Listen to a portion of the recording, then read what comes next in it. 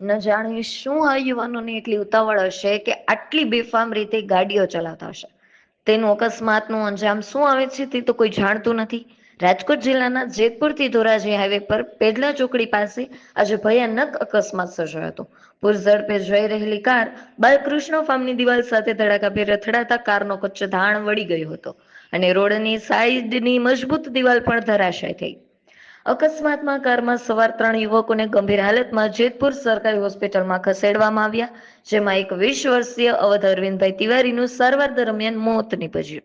જ્યારે અક્ષય પ્રવીણભાઈ વાઘેલા અને દેવરાજ જયેશભાઈ ગોસાઈની હાલત નાજુક હોવાથી વધુ સારવાર માટે જૂનાગઢ રેફર કરવામાં આવ્યા છે. ઘટનાની જાણ થતાં જ જેતપુર ઉદ્યોગનગર પોલીસ સ્થળ પર દોડી આવી અને અકસ્માતનો ગુનો નોંધી વધુ તપાસ હાથ ધરી છે.